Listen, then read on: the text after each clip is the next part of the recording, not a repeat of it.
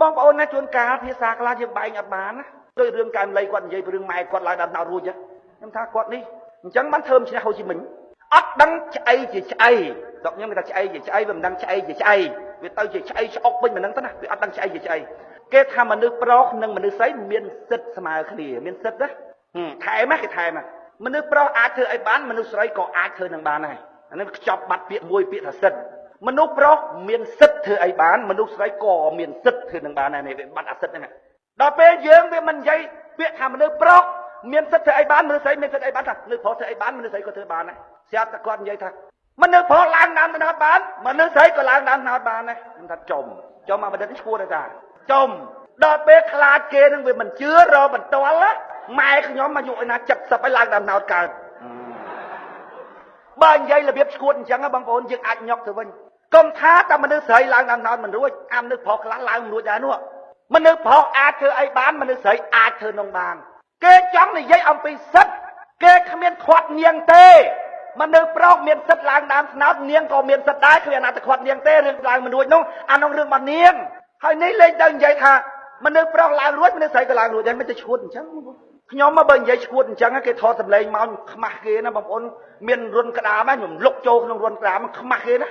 មិនដល់តែបណ្ឌិតផងទៅនិយាយអីអញ្ចឹងបងប្អូនអញ្ចឹងបានលើកែមលៃគាត់តិចទៀនសម្ព័ន្ធដើម្បីប្រជាធិបតេយ្យឬឌៀមដាម្ដងខ្ញុំចេះតែនិយាយប្រាប់អ្នកគ្រប់គ្រងសម្ព័ន្ធដើម្បីប្រជាធិបតេយ្យវិញខ្ញុំថាម៉េចទេខ្ញុំថាអញហៅវាយមិនកើតតែរឿងត្រង់ល្ងងហ្នឹងបងអញហត់តទៅវិញមិនកើតកែមលៃរឿងត្រង់ល្ងងហ្នឹងហ្មងង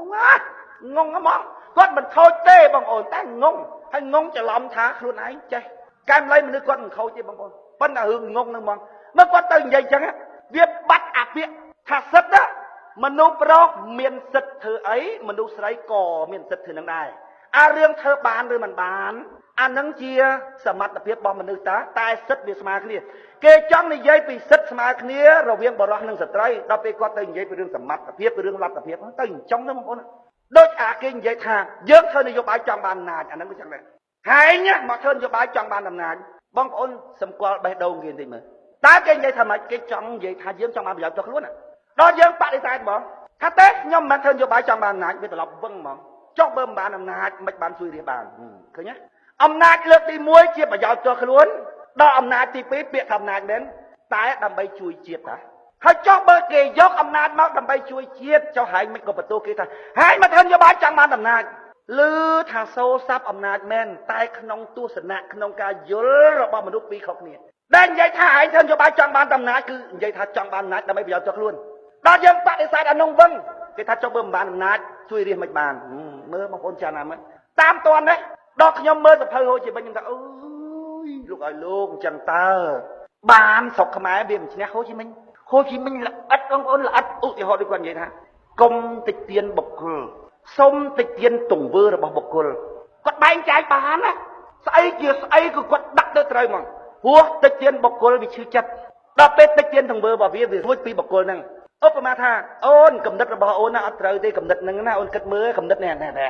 កំណត់ដែលអូននិយាយថាចេះអត់ត្រូវទេដល់ពេលនិយាយថាហែងធ្វើអាហ្នឹងបុគ្គលដល់បុគ្គលវាក្តៅមិត្តរួមការងារដែលយើងយល់ថាល្អហើយមកធ្វើការងារជាមួយនឹងយើងជាទូទៅមិនថាទាំងអស់ឲ្យជាទូទៅគឺយើងត្រូវតិចទៀនបុកសម្ដៅទៅរកការងារដល់ពេលអញ្ចឹងវារួចផុតពីមនុស្សហើយហូជីមិញគាត់គិតដល់កម្រិតអញ្ចឹងបងប្អូនបានខ្ញុំមួយទៅអូយលោកឲ្យលោកមិនឈ្នះហូជីមិញទេបើតាយើងផងកលាំងតវាំងគាត់កលាំងតវាំង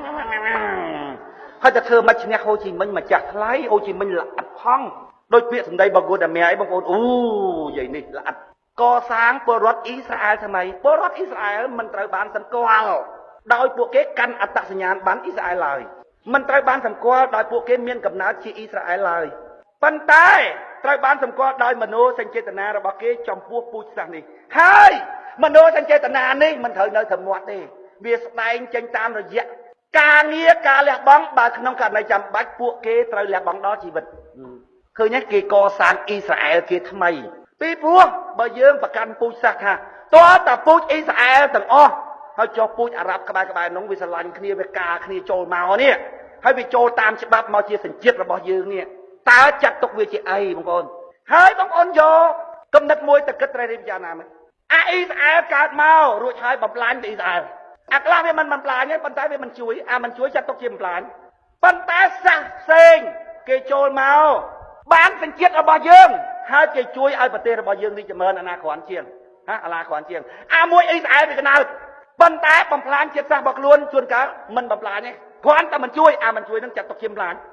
មួយទៀតសាសគេទេចូលសញ្ជាតិយើងប៉ុន្តែជួយឲ្យយើងរីកចម្រើនហ្នឹងគួរតែយើងចាត់ទុកជាជនជាតិរបស់យើងអត់បងប្អូនប្រចារណាមើលអ្នកដឹកនាំត្រូវមាន concept អញ្ចឹងហើយចុះស្មាតទោអ្នកនយោបាយស្រុកខ្មែរហៅអាម៉ូកបានណាបងប្អូនអាម៉ូកងងចុយតម្រៃលងងយ៉ាងនេះងងវាបែងចែកស្អីជាស្អីអត់បានណាបងប្អូនគួរឲ្យដឹកនាំប្រទេសមិនបងប្អូនគេនិយាយថា LDP ខ្វះធនធាននោះឲ្យសួរតែមួយម៉ាត់ទេស្អីគេធនធាននោះកំណត់ដោយលក្ខណៈប្រមាណយ៉ាងនិយាយមកឲ្យថាខ្វះធនធាននោះអត់ទាំងដឹងផងតែខ្លួនឯងនិយាយថា LDP ខ្វះធនធានមនុស្សអ្នកឯងកំណត់ថាធនធានមនុស្សបំពេញដោយលក្ខខណ្ឌអីផងខ្លួនឯងអត់ទាំងដឹងផងដោយអបណ្ឌិតឈួតមួយនោះអត់បង្រៀនអីទេបំពាក់បំពន់តែមនោគមវិជ្ជា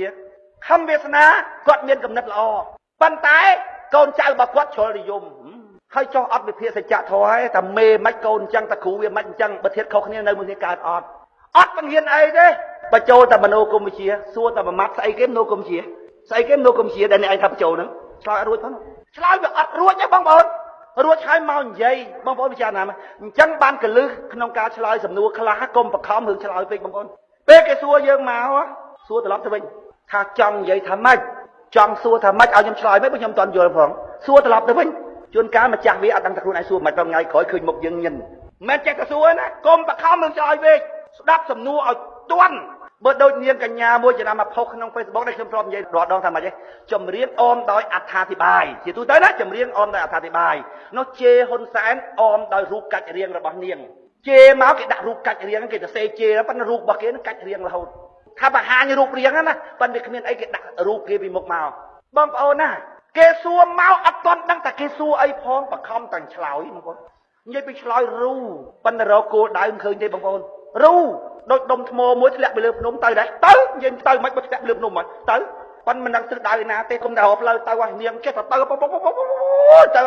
ហើយអំនៅល្ងងខ្លះឃើញតែនាងនិយាយអូអស់ចាណាស់បងប្អូនរកទិសដៅមិនឃើញពេលដែលគេសួរបងប្អូនទៅស្ទង់ទៅរកសំណួរថាគេចង់និយាយថាម៉េចបើមិនយល់ឬដឹងថាអាខ្លួនអ្នកសួរហ្នឹងវាអត់ដឹងស្អីផងឧទាហរណ៍វិញនិយាយថាតើ LDP មានមនោគមវិជ្ជាអីដើម្បីអប់រំប្រជាពលរដ្ឋឬក៏ដើម្បីបញ្ជាទៅប្រជាពលរដ្ឋយើងចង់ធ្វើតេស្តវិញតិចស្អីគេមនោគមវិជ្ជាខ្ញុំអត់ចេះផងអ្នកសួរហ្នឹងជួនកាលអត់ចេះគៀងរបស់យើងវិញបងប្អូនគៀងរបស់យើងវិញដល់ថ្ងៃក្រោយឃើញមុខយើងញិនអញ្ចឹងមកខ្ញុំនិយាយថាកុំបខំឆ្លើយពេកពេលដែលគេសួរមកត្រូវគិតទៅសំណួរហ្នឹងឲ្យសពគ្រប់រួចហើយចាំឆ្លើយដោយការគិតមួយឲ្យច្បាស់ទៅឲ្យដាច់ពីអ្នកនយោបាយថោកពីកន្លងមករហូតដល់បច្ចុប្បន្នពីកន្លងមកហើយបច្ចុប្បន្នចឹងបងប្អូនអ្នកនយោបាយគឺចឹងបខំតាឆ្លើយសំរងស៊ីឆ្លើយចឹងបានជាវាទៅជាច្រឡោតដូចអាឡែងដើរទៅចពុបជើងហើយច្រឡោតចឹងគាត់ចេញមកពីអ៊ំទូកមុខវាំងមកនោះឯកឧត្តមមិនហើយអូសบายណាស់សន្តិភាពហើយសบายណាស់អីណាគាត់ច្រឡោតគាត់អត់ស្ដាប់សំណួរឲ្យច្បាស់សិនឲ្យច្បាស់ថាគេសួរអីរួចហើយយើងចង់ឆ្លើយអីនឹងសំណួរហ្នឹងអត់ប៉ាំងភ្លុចទៅអញ្ចឹងខ្លាចគេថាយើងនឹងវាមិនរហ័សរហួនអត់ទេបងប្អូនស្ដាប់សំណួរគេឲ្យច្បាស់ឲ្យដឹងថាគេនិយាយអីឬម្ចាស់ខ្លួននឹងវាអត់ច្បាស់ទេរួចហើយយើងត្រឡប់ទៅវិញបងប្អូនណាតើតែយើងយល់ច្បាស់ប៉ុណ្ណឹងបានយើងអាចធ្វើនយោបាយទប់ជាមួយនឹងប្រទេសជិតខាងបានខ្ញុំមកបងប្អូនសៀមហើយយួនឬមិនដឹងខ្លាចក្នុងណាហ៎គេថាខ្លាចអាប្រទេសពីរនឹងខ្លាចអីគេចំនួនច្រើនណាអត់ឈ្នះអាតបក្លឹមទេបងប្អូនថៃខ្ញុំមើលចំណុចខ្សោយរបស់វាណាជំនឿអាសាសមួយនឹងជំនឿមិនតែជំនឿល្ងងទេបងប្អូនបើនៅក្បែរយួនយកបាត់អញ្ចឹងបានមានពេលខ្លះបន្លាថៃហែងជួយអញប្រយ័ត្នតែយួនយកដីអញបានយកហែងដែរឡូវដល់ពេលអានោះភ័យដែរពួកមនុស្សវាគិតប្រយោជន៍ផ្ទាល់ខ្លួនដល់អញ្ចឹងប្រយុទ្ធវាដល់ពេលយួនវិញគេថាយួនវាឆ្លាតបងប្អូនមនុស្សយួនឆ្លាតមែនប៉ុន្តែមនុស្សខូចបងប្អូនណាមនុស្សខូចវាអត់នៅជុំគ្នាដោយមនោសញ្ចេតនាទេវានៅជុំគ្នាដោយប្រយោជន៍បងប្អូនចំណាំមើលទៅពួកអាសនៈតារាពួកស្អីបើថាវាត្រូវគ្នាវាត្រូវគ្នាពេលអាស៊ីផឹកអីហ្នឹងវាឆ្លោះពួកយើងត្រូវគ្នាប៉ុន្តែមានអាណាមួយជាប់គុករត់ដាច់ខ្ចាយទាំងអស់មិនបាច់ទេលេហ្វូននេះបាត់អលីងឆឹង LDP យើងវិញ មានការងារធ្វើរៀងខ្លួនរវល់នឹកគ្នាណាស់មិនបានមកជួបគ្នាទេចេះតែបែកគ្នាធ្វើការងារទៅឲ្យតែមានរឿងតម្លាក់ការងារទាំងអស់មកជុំគ្នាភ្លាមបងប្អូនមនុស្សល្អនៅជុំគ្នាដោយមនោសញ្ចេតនាណាបងប្អូនយើងរវល់ធ្វើការរៀងខ្លួនប៉ុន្តែបើអ្នកណាមួយមានបញ្ហាហើយបងប្អូនអាការងារតម្លាក់ចោលសិនត្រឡប់មកវិញដូចកូនយើងមានបញ្ហាហើយបងយើងមានបញ្ហាណាមកមនុស្សល្អនៅជុំគ្នាដោយមនោសញ្ចេតនាមនុស្សអាក្រក់នៅជុំគ្នាដោយប្រយោជន៍បងប្អូនយួនពួកវាខូចណាស់គេថាវាស្នេហាជាតិរបស់វាជុំគ្នាតែប្រយោជន៍ទេបងប្អូនតែពេលណាវាផុតអារឿងឆ្លោះជាមួយយើងហើយចាំមើលវារកស៊ីមួយគ្នាបោកតែគ្នាវាហ្នឹងជួនកាលផឹកកាហ្វេអូស្ទុះគ្រាប់បែកពួកអាយួនវាដឹងហើយកុំចង់ស្ទុះគ្រាប់បែកហើយឲ្យលុយវាទៅដល់ចាក់សោទ្វារមុនអាតកែហាងកាហ្វេវាដឹងចាក់សោទ្វារមុនហេតុអីបានវាដឹងល្បិចរបស់វាដែរអញដឹងហើយចង់ធ្វើមិនឲ្យលុយវាផ្អើលអានោះអត់មានគិតរឿងគ្រាប់បែកទេហើយថាគ្រាប់បែកនៅតាណាផ្ទុះនៅកន្លែងណាអញដឹងអញចាក់សោមុនប្រទេសដែលប្រជាពលរដ្ឋអញ្ចឹងបងប្អូនតើវារឹងមាំស្មើនឹងប្រទេសមួយដែលមានមនោសញ្ចេតនាជាមួយគ្នាអត់ខ្ញុំមើលទៅខ្ញុំឃើញអត់ខ្លាចហ្មងហើយថ្ងៃមុនទៀតបងប្អូនមិនដឹងចិត្តខ្ញុំថាម៉េចទេគេសម្ភាសយួនដល់ពេលគាត់និយាយកន្លែងខ្លះបងប្អូនខ្ញុំសំណោះខ្ញុំគិតថាជីវិតអ្នកខ្លះគាត់និយាយថាម៉េចឲ្យគាត់ទៅស្រុកយួនមិនវិញបើគាត់មិនដែលដឹងថាស្រុកយួននឹងមិនអីមិនផងហ្នឹងដឹងទៅនៅទៅណាមានដីមានធ្លីមកកើតទៅតែស្រុកខ្មែរនៅហ្នឹងស្រឡាញ់តែស្រុកខ្មែរអញ្ចឹងអីចឹងរួចហើយឲ្យខ្ញុំទៅណាដឹកខ្ញុំយកទៅចាក់ចោលខ្ញុំដើរទៅណាផុតតែពីភូមិដែរហ្នឹងខ្ញុំទៅណាខ្ញុំវាអត់ដឹងពីព្រោះខ្ញុំកើតនៅហ្នឹងអីនៅហ្នឹង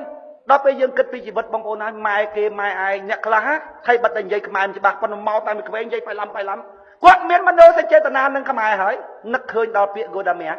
អ្នកមិនត្រូវបានសម្គាល់ជាជនជាតិអ៊ីស្រាអែលព្រោះតែអ្នកកាន់អត្តសញ្ញាណប័ណ្ណជនជាតិអ៊ីស្រាអែលឬអ្នកមានកំណើតជាជនជាតិអ៊ីស្រាអែលហើយប៉ុន្តែដោយសារមនោសញ្ចេតនារបស់អ្នកចំពោះពូជសាសន៍ហ្នឹងហើយមនោសញ្ចេតនាហ្នឹងមិននៅត្រឹមតែពាក្យសម្ដីទេនៅដល់ការងារបើក្នុងករណីពិសេសគេហ៊ានលះបង់ជីវិតដើម្បីពូជសាសន៍នឹងទៀតនឹងហើយគឺជាជនជាតិអ៊ីស្រាអែលបងប្អូនអញ្ចឹងយើងអញ្ចឹងខ្ញុំបងប្អូនដល់ពេលលឺយួនគាត់សម្ភាសអញ្ចឹងបងប្អូនរៀងចំណាស់ទៅនឹកឃើញម៉ែគេម៉ែឯងដឹកយកទៅដាក់ចោលនឹងព្រំដែននឹងទៅត្រង់ណានឹងទៅត្រង់ណាមែនបងប្អូននឹងទៅត្រង់ណាដូចសត្វខ្លាមួយបងប្អូនសត្វខ្លាគេយកមកចិញ្ចឹមក្នុងភូមិយូរណាស់ហើយវាអត់ចេះខំយកទៅដាក់ក្នុងព្រៃបងប្អូនមិនត្រឹមតែខ្លួនវាអត់ចេះនៅក្នុងព្រៃណាបងប្អូនអាសត្វព្រៃទៅគ្នាគាត់ព្រួតខំវានៅអត់កើតក្នុងអញ្ចឹងបងប្អូនគាត់ធ្លាប់នៅស្រុកខ្មែរយូរហើយមិនសំខាន់តើអ្នកឯងជាជាតិសាសន៍អីទេតើអ្នកមានមនោសញ្ចេតនានឹងជាតិសាសន៍នឹងអត់ជាតិសាសន៍ដែលអ្នកឯងកំពុងរស់នៅទឹកដីដែលអ្នកឯងកំពុងរស់នៅហើយអ្នកជួយឲ្យជាតិសាសន៍នឹងរីកចម្រើនអត់ខ្ញុំមិនមានទូមនោសតាចិនខ្ញុំភិកច្រើនចិនទូមនោសហ្មងពួកខ្ញុំឃើញទូទៅបងប្អូនខ្ញុំក៏កាត់ចិនដែរតាខ្ញុំតាទូតមកពីស្រុកចិនហ្មងប៉ុន្តែខ្ញុំទូមនោសនឹងសាសន៍នឹងបងប្អូនបើចង់បានលុយពីសាសហ្នឹងឲ្យមនសិការរបស់គាត់ទៅមកចូលរួមក្នុងសង្គមជាទូទៅខ្ញុំថាជាទូទៅពាក្យថាជាទូទៅមិនទាំងអស់ទេលើពី 50-60% ទៅគេហៅទូទៅជាទូទៅបើចង់បានលុយពីសាសហ្នឹងឲ្យមនសិការសាសហ្នឹងឲ្យមកចូលរួមដើម្បីគិតជាតិទម្លាក់លុយចូលក្នុងធុងអីសុំទោសអត់មានទេអញ្ចឹងបើចង់បានលុយពីសាសហ្នឹងធ្វើច្បាប់ភាពមកយកពុនមកពីពួកចិននឹងយកច្រើនឲ្យតែមានបញ្ហានៅក្នុងទឹកដីហ្នឹងវាអត់ជួយការពារវិច្ចប្រវត្តិទៅនៅស្រុកមួយទៀតហើយនៅបានទៀតអស់ទាស់មិនមែនត្រឹមតែនៅអឺរ៉ុបនៅអាស៊ីដូចគ្នាបងប្អូនណោចិនទៅនៅអាហ្វ្រិកទៀតឥឡូវចិនពណ៌សម្បល់ខុសគ្នាមាត់ខុសគ្នាវាទៅលុកនៅដល់ក្នុងទៀតឲ្យតែកន្លែងណារស់ស៊ីបានទៅតែហ្មងនិយាយពីគិតតែពីរឿងស៊ីតែហ្មងបងស៊ីនិយាយពីវាស្គាល់រឿងស៊ីអត់មានអាស្គាល់ប្រហែលចិនទេបងបងទាយកទៅស្ងោរនឹងទឹកនោមវាចេះតែរកឃើញហ្នឹងវានឹកឃើញហើយទឹកនោមស្រីទឹកនោមប្រុសទឹកនោមអាស៊ីនមិនស៊ីនណាទឹកនោមវាស្អីណានោះទៀតហើយវាចេះតែរកនឹកឃើញវារកនឹកឃើញកូននៅក្នុងភ្នោះឆ្នៃចេះឆ្នៃចោលនិយាយពីអាចិននេះស៊ីយេវារកនឹកឃើញរឿងស៊ីហ្នឹងកើតមកចង្រៃផែនដីហ្មងហើយបើតាហាងចិនបងប្អូនចាំស្ដាប់វាប្រងប្រៅថាចិននិយាយតែអញ្ចឹងស៊ីបើថាស្រុកហ្នឹងមិនស្រួលវិច្ចប្រវត្តិទៅទៀតខ្ញុំទូមនោះទាំងចិនហ្នឹងហ្មងបងប្អូនបើអ្នកឯងមករស់នៅក្នុងស្រុកហ្នឹងរួចហើយជួយឲ្យជាតិសាសន៍នឹងរីកចម្រើនអ្នកឯងត្រូវបានជាតិសាសន៍របស់យើងស្វាគមន៍ជាជនជាតិរបស់យើងភ្លាមហ្មងអាមេរិកទេបងប្អូនបើអ្នកឯងធ្វើឲ្យជាតិសាសន៍របស់វារីកចម្រើនណាកុំថាតែយើងទៅនៅដល់ស្រុកវាហើយណោវាលឺថាណាល្បីនៅស្រុកណាណោវាទៅទាញយកមកហើយទៅទាញយកមកដើម្បីឲ្យជួយស្រុកវាឲ្យរីកចម្រើនបងប្អូនដូចគ្នាជាមួយយើងបងប្អូនយួនក៏ដោយសាសអីក៏ដោយមិនសំខាន់ទេសំខាន់តើអ្នកមានមនោសញ្ចេតនានឹងជាតិសាសន៍នឹងតើអ្នកជួយឲ្យជាតិសាសន៍នឹងរីកចម្រើនអត់បងប្អូនណា បើយើងមកបំផ្លាញចិត្តសាសរបស់គេមកបំផ្លាញផ្ទះរបស់គេមកឲ្យនៅនោះសមហ៎វាធ្វើតែអញ្ចឹងមិនមែនគេប្រកាន់ពូជសាសទេមកពីអ្នកមកបំផ្លាញចិត្តសាសរបស់យើង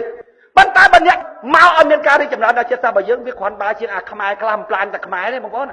ហើយយើងនិយាយអញ្ចឹងពួកគេថាយើងកាន់ជើងយួនគេថាម៉េចទេយើងខ្មែរយើងត្រូវតែកាន់ជើងខ្មែរថាឆ្លោះគ្នាតងាប់ហើយឆ្លោះមិនឈ្នះគេអាកំណត់ថាកូនអញត្រូវតែកាន់ជើងហើយឯង4-10លាននាក់ហើយប្រភ្លឺជាងគេហើយកាន់កំណត់អញ្ចឹងកំណត់ថាឲ្យតែខ្មែរអញត្រូវកាន់ជើងចុះយួនវាថាអញក៏ត្រូវតែកាន់ជើងជាតិសាសអញដែរហើយចុះអញខ្លាំងជាងឯងសេដ្ឋកិច្ចគ្រាន់បើជាងឯងហើយអញ90លាននាក់ហើយប្រយុទ្ធមិនឈ្នះគេបងប្អូនដល់ពេលមើលឃើញសាសទាំងពីរជុំវិញហ្នឹងថាព្រឺរោមបន្តិចក៏ព្រឺទេបងប្អូនថៃជំនឿហួសយួនជុំគ្នាដោយសារប្រយោជន៍មនុស្សខូចចំណែក LDP វិញជុំគ្នាដោយមโนសញ្ចេតនាអូយបងប្អូនអើយចិត្តសាសបែបហ្នឹងបងប្អូនគ្មានអាណាធ្វើចាញ់ទេបងប្អូនងាប់មួយចូលមួយងាប់មួយចូលមួយបងប្អូនគេថាសមរភូមិមួយកុំឲ្យឃើញឈាមអាពួកមโนសញ្ចេតនាកុំឲ្យឃើញឈាមបងប្អូនមុនដំបូងរៀងខ្លាចដល់ពេលឃើញឈាមកូនស្រក់ហើយឃើញឈាមប្អូនស្រក់ហើយបងប្អូនទៅត្មងអញ្ចឹងណាកុំឲ្យឃើញឈាមឈាមហ្នឹងបានទេអាមโนសញ្ចេតនាបងប្អូនអាត្រង់ហ្នឹងដែលខ្ញុំពេលដែលមានបាតកម្មឬក៏សម្រាប់ចិត្តធ្វើអញ្ចឹងខ្ញុំគិតណាស់បងប្អូនខ្ញុំគិតណាស់ខ្ញុំថ្លឹងថ្លែងពីចិត្តរបស់ពួកយើងទាំងអស់គ្នាណាប៉ះទង្គិចផ្លូវចិត្តណាបើការលះបង់ឈាមរបស់យើងវាស័ក្តិសមនឹងទទួលបានស្អីត្រឡប់មកវិញខ្ញុំមិនស្ដាយសំណោះទេបងប្អូនតែកន្លែងខ្លះចំណាយទៅវាមិនស័ក្តិសមចំណាយចំពោះផលដែលយើងបានទទួលវាតិចពេកសិតសឹងតែជាមនោគមវិជ្ជានយោបាយថ្មីក្នុងការកសាងប្រជាធិបតេយ្យឲ្យប្រជាធិបតេយ្យនឹងបានជាប្រយោជន៍ប៉ុន្តែបងប្អូនមើលគណៈបកដទៃទៀតតើគេបានរៀបចំខ្លួនក្នុងការកសាងសង្គមជាតិរបស់យើងជាពិសេសគឺកសាងប្រជាធិបតេយ្យអត់វាអត់បងប្អូនខ្ញុំចង់និយាយបន្តិចទៀតពីរឿងការជួបជុំគ្នាខ្ញុំបានទទួលព័ត៌មានច្រើនតិចដែរខ្ញុំចង់ឲ្យពួកយើងបង្កើតឲ្យបាននៅមហាគ្រួសារ LDP របស់យើងមានព័ត៌មានខ្លះថាពូខ្ញុំមកប្រជុំពួកយើងហាក់បីដូចជាអង្គុយដាច់ពីគ្នារួចហើយមកទទួលចំណេះដឹងពីពូរួចហើយត្រឡប់ទៅផ្ទះវិញពួកយើងអត់មានភាពស្និទ្ធស្នាលទេនៅក្រុមណាដែលស្គាល់គ្នាគឺមួយក្រុមហ្នឹងទៅខ្ញុំពិនិត្យមើលខ្ញុំលឺនិយាយចឹងមកបងប្អូនខ្ញុំបុកទ្រូងភឹបពីព្រោះវាខុសអំពីចិត្តរបស់ខ្ញុំចង់បង្កើតគ្រួសាររបស់យើងអាត្រង់ហ្នឹងដែលបងប្អូនណាត្រូវគិតគូរចំពោះក្រុមគ្រួសាររបស់យើងតើបងប្អូនមកហ្នឹងដូចបងប្អូនមករៀនជោគជ័យកាន់กระดาษមួយមករកចំណេះដឹងដាក់ខ្លួនរួចហើយបងប្អូនត្រឡប់ទៅវិញឬបងប្អូនមកនេះដើម្បីកសាងមហាគ្រួសារខ្មែរយើងបើបងប្អូនមកដើម្បីកសាងមហាគ្រួសារខ្មែររបស់យើងណាបងប្អូនត្រូវចាប់ផ្ដើមពីក្រុមគ្រួសាររបស់យើងនឹងទៅមុនណាខ្ញុំមិនជាបញ្ហាទេបងប្អូនមកនឹងដោយថាអារម្មណ៍របស់ខ្ញុំវាទៅមុនហ្មងឲ្យតែឃើញមុខមកឲ្យតែដឹងថាយល់ពី LDP អារម្មណ៍របស់ខ្ញុំទៅមុនហ្មងដល់ពេលអារម្មណ៍ខ្ញុំទៅមុនណាសកម្មភាពទៅនឹងវាអត់មានបញ្ហាអីទេប៉ុន្តែជួនកាលបងប្អូនវាមិនទាន់មានទម្លាប់ដល់កម្រិតហ្នឹងដល់ពេលអញ្ចឹងឃើញមិត្តភក្តិចេះតែហើយទៅមកក្ដុំគ្នាមកគ្នាស្គាល់ 4-5 នាក់ហ្នឹងអង្គុយទៅជុំគ្នា 4-5 នាក់ហ្នឹងទៅរួចហើយដល់ពេលអត់ទៅផ្ទះវិញស្ងាត់ទៅយើងអត់អាចបង្កើតមហាគ្រួសាររបស់យើងមួយវាទាល់តែយើងអាចលាយសាច់មួយក្នុងក្រុមរបស់យើងជាមុនសិនបានយើងអាចធ្វើរបៀបហ្នឹងទៅប្រទេសរបស់យើងទាំងមូលហើយបើយើងធ្វើរបៀបហ្នឹងបានហើយបងប្អូនអត់មានជាតិសាសន៍ណាមួយមកធ្វើឲ្យយើងបែកទេហើយក៏យើងអត់ចង់ប្រកួតប្រជែងទៅធ្វើបាបជាតិសាសន៍គេដែរវាគ្រាន់តែជាការទទួលខុសត្រូវក្នុងជំហានដំបូងរបស់យើងថាយើងជាពូជសាសន៍ហ្នឹងយើងកសាងជាតិសាសន៍របស់យើងសិនហើយពីប៉ុណ្ណឹងទៅបងប្អូនខ្ញុំឮគេនិយាយថាមិនលូកដៃចូលកិច្ចការផ្ទៃក្នុងរបស់ប្រទេសមួយខ្ញុំក្តៅបងប្អូនខ្ញុំមកទៅលឺនិយាយហ្នឹងក្តៅហ្មងខ្ញុំនឹកឃើញជំនាន់អាពតគេថាមិនលូកដៃចូលកិច្ចការផ្ទៃក្នុងរបស់ប្រទេសយើងដល់ពេលយើងវាងាប់អស់រាប់លានអ្នកគេថាគេមិនលូកដៃក្តៅបងប្អូនក្តៅហ្មងខ្ញុំថាលូកខ្ញុំលូកបានប៉ុន្មានខ្ញុំលូកហ្មងលូកដោយកូរ៉េខាងជើងសប្ងៃចិត្តងាប់ចិត្តរស់គ្នាហើយយើងថាយើងមិនលូកដៃបងប្អូនណាមនុស្សអាត្មានិយមបងប្អូនឥឡូវហ្នឹងយើងមិនទាន់មានលទ្ធភាពជួយខ្លួនឯងប៉ុន្តែក្នុងករណីដែលយើងមានលទ្ធភាពជួយខ្លួនឯងយើងមានឥទ្ធិពលថែមទៀតអញលូកហ្នឹងបងប្អូនអាណាមិនលូកអញលូកមុនណាលូកមកបងប្អូនមនុស្សដូចគ្នាកើតក្នុងផែនដីមិនក៏ធ្វើអញ្ចឹងបងប្អូនមនោសញ្ចេតនាបែបហ្នឹងបងប្អូនស្ទើរតែនឹងប្រើពាក្យថាក្នុងពិភពលោកគេមិនដែលបង្រៀនទេបងប្អូនអរទេអញ្ចឹងបានទៅសិក្ខាសាលាថ្ងៃមុនឡើងនិយាយមកថាខ្ញុំទូចមហាទើសយើងនៅបែកគ្នាយើងងាប់យើងរួមកម្លាំងគ្នាយើងបានជោគជ័យនិយាយតែចឹងយើងនៅបែកគ្នាយើងងាប់តោះតែយើងរួមកម្លាំងគ្នាយើងបានជោគជ័យខ្ញុំកាន់ក្បាលមីក្រូពុបខ្ញុំបច្រាស់ហ្មងខ្ញុំនៅម្នាក់ឯងមានការរីកចម្រើនណានៅជាមួយអ្នកការរីកចម្រើនរបស់ខ្ញុំថយចុះខ្លះឬរហូតដល់ស្លាប់ក៏ដោយខ្ញុំក៏ត្រូវនៅជាមួយអ្នកដែរ អត់មានហេតុផលអ្វីទេគឺមានហេតុផលតែម្យ៉ាងគឺខ្ញុំស្រឡាញ់អ្នករួចហើយខ្ញុំចង់ចែករំលែកសេចក្តីសុខដែលខ្ញុំមានចំពោះអ្នកតែប៉ុណ្្នឹងឯងដល់ពេលគេវិញគេនិយាយថាយើងនៅម្នាក់ឯងងាប់ដូច្នេះយើងត្រូវរួបរวมគ្នាអូយើងស្រឡាញ់គ្នាណាមិនទៅចឹងបើស្រឡាញ់គ្នាឧទាហរណ៍ថាអូនបងមានណាបងកូនអ្នកមានបើសិនណាជាបងនៅម្នាក់ឯងបងមិនរៀបការជាមួយអូនណាម៉ែបងគាត់ស្រឡាញ់បងគាត់ចែកទ្រព្យសម្បត្តិឲ្យបងច្រើនណាប៉ុន្តែបើបងការជាមួយអូនណាគឺម៉ែបងកាត់កោតចោលព្រាមព្រោះម៉ែឪបងអត់ពេញចិត្តអូនទេតែទោះបីជាបងមួយថ្ងៃស្លាប់ក៏បងត្រូវតែការជាមួយអូនដែរគ្មានរឿងអ្វីក្រៅពីសេចក្តីស្រឡាញ់ឡើយអានឹងបានជាការរួបរวมគ្នាដោយសេចក្តីស្រឡាញ់អានេះនិយាយថាបើយើងនៅម្នាក់ឯងយើងអត់រីកចម្រើនទេបើយើងនៅជុំគ្នាយើងមានការរីកចម្រើនដូច្នេះយើងស្រឡាញ់គ្នាណាស់ខ្ញុំថាខ្ញុំទើសតិចដល់ហើយទើសបងប្អូនពិចារណាមើលគេថាខំវាសនាទៅណាមិនត្រូវគេត្រូវមែនបងនៅស្រុកខ្មែរទើសគេទៅស្រុកគេទើសគេទៀតចឹងខ្ញុំស្គាល់បានថានៅពិភពលោកដូចអត់មានអាណាបង្រៀនមនុស្សឲ្យមានមនោសញ្ចេតនាអញ្ចឹងទេបងប្អូនមានតែរឿងសម្លឹងមើលទ្រព្យសម្បត្តិសម្លឹងមើលប្រយោជន៍រៀងខ្លួនរួចហើយរួបរวมគ្នាខ្ញុំដូចមិនចេះរស់នៅជាមួយមនុស្សអញ្ចឹងទេបងប្អូនខ្ញុំសុខចិត្តរស់នៅជាមួយឆ្កែវិញខ្ញុំសូមបញ្ចប់ចំណាប់អារម្មណ៍គ្រាចុងក្រោយរបស់ខ្ញុំទៅនេះសូមអរគុណ